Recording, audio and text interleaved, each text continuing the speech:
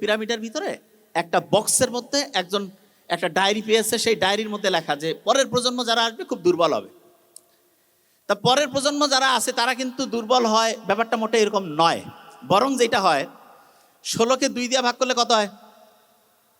16কে 2 দিয়ে ভাগ করলে 8।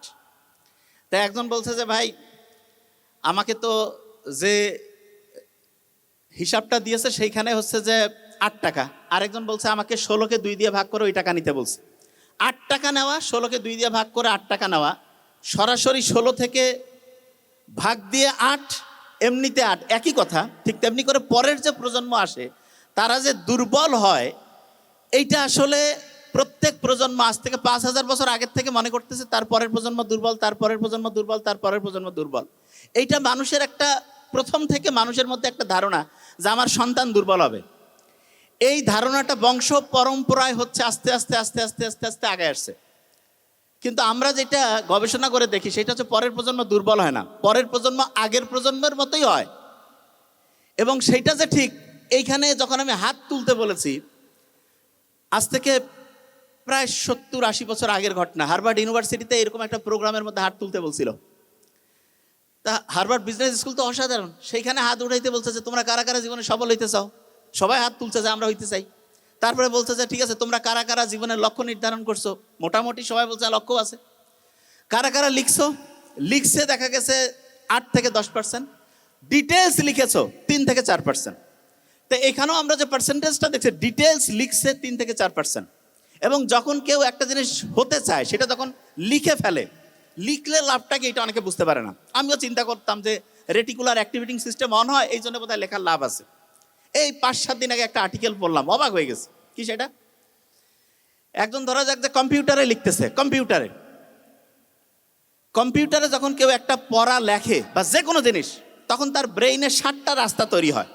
7টা জিনিসের সাথে ব্রেইনের নিউরনের কানেকশন তৈরি হয়।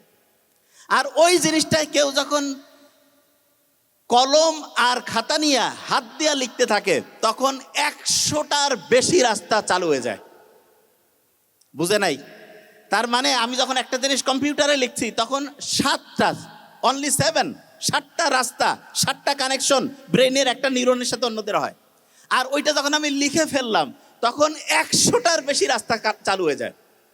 যে কোনো শিক্ষার্থী যদি জীবনে সফল হইতে চায়, তার 1 নাম্বার কাজ যেটা, সেটা কি 7টা কানেকশন হইলে ভালো হবে না 100টা কানেকশন? আমি যদি বলি যে একটা স্টুডেন্ট আছে তার 7 জন বন্ধু, আরেকজন স্টুডেন্ট আছে তার 100 জন, কে বেশি পাওয়ারফুল? কে? ফেসবুকের বন্ধু না, সত্যিকারে আছে। কে বেশি পাওয়ারফুল? হ্যাঁ, 100। আমার বন্ধু এই যে প্রক্টর যে রয়েছে ফেরদৌস, সে বলতেছিল যে ডিপার্টমেন্ট 22টার মধ্যে 17টা হচ্ছে মেয়েরা হচ্ছে যে ফার্স্ট হয়েছে। আমি যখন পুরস্কার নিচ্ছিল আমি মনে করলাম যে এটা বোধহয় ফিমেল ইউনিভার্সিটি নাকি, মানে সব মেয়েরা নিচ্ছে। তা বললো যে না, ডিপার্টমেন্টের মধ্যে 22টার মধ্যে 17টা হচ্ছে মেয়েরা হচ্ছে চ্যাম্পিয়ন হয়েছে।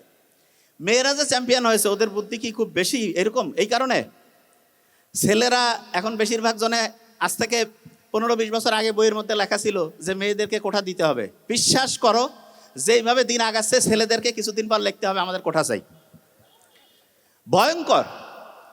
এবং আমি তো দেখছি মেয়েরা যতটা উৎসুক শ্রোতা হয়, যতটা অ্যাটেনশন দিয়ে শুনতে থাকে, ছেলেদের অ্যাটেনশন দেওয়ার ক্যাপাসিটি বেশিরভাগ জনেরই ধ্বংস, শেষ। আচ্ছা, অ্যাটেনশন বানানটা ইংরেজি প্রথম কি বর্ণ দিয়া? তারপরের বর্ণটা কি? ডাবল টি এর মধ্যে প্রথমটা টি না?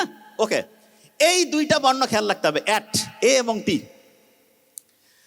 মেয়েদের ক্ষেত্রে বেশিরভাগের মাথায় এখন আলফা ফ্রিকোয়েন্সি তৈরি হয়। আলফা মানেটা কি? মেয়েরা শান্তশিষ্ট, ধৈর্যশীল। ছেলেরা হচ্ছে, হ্যাঁ, দুনিয়ার আন্দোলন সফল করার জন্য আবু সাইদের মতো অসাধারণত্ব দরকার আছে, ওইটা ঠিক আছে।